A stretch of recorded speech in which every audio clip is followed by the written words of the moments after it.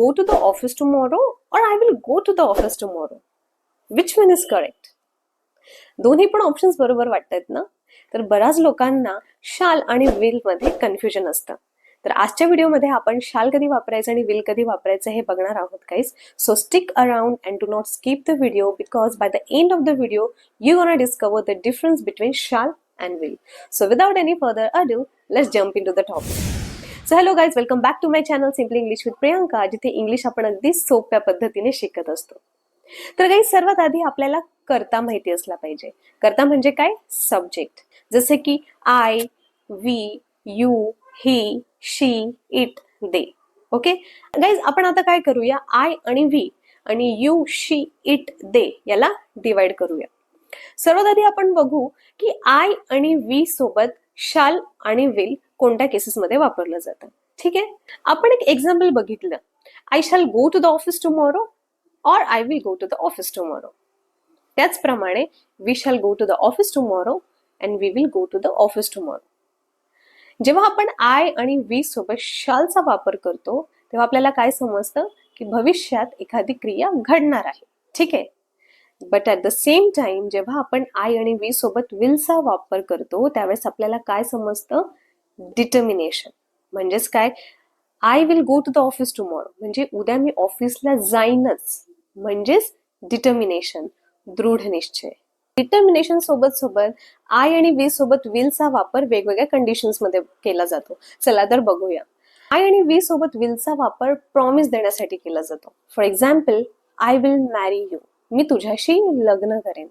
याच्यात आपण प्रॉमिस देतोय. ठीक आहे. नेक्स्ट, विलचा वापर विलिंगनेस म्हणजे इच्छेसाठी सुद्धा केला जातो. For example, I will come on a ride with you, मी तुझ्यासोबत राईडसाठी येईन. इथे आपण इच्छा व्यक्त करतोय. नेक्स्ट, विलचा वापर थ्रेट देण्यासाठी सुद्धा केला जातो, म्हणजे धमकी देण्यासाठी केला जातो. For example, I will kill you, मी तुला मारून टाकेन. आता गाईज आपण बघूया की यू, ही, शी, इट, दे सोबत विल आणि शाल कधी वापरायचं.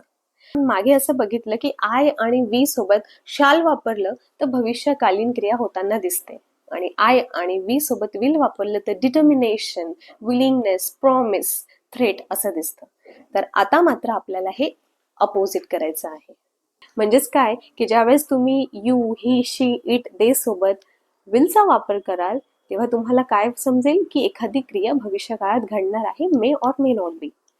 ऑन द अदर हँड, ज्या वेळेस तुम्ही यू, शी, इट, दे सोबत शालचा वापर केला म्हणजेच काय की डिटर्मिनेशन, प्रॉमिस, थ्रेट, विलिंगनेस. ठीक आहे, एक्झाम्पल्स बघूया. ही शॅल क्लिअर द एक्झाम म्हणजेच तो परीक्षा उत्तीर्ण होईल. याच्यात आपल्याला काय दिसतंय? दृढ निश्चय, डिटर्मिनेशन.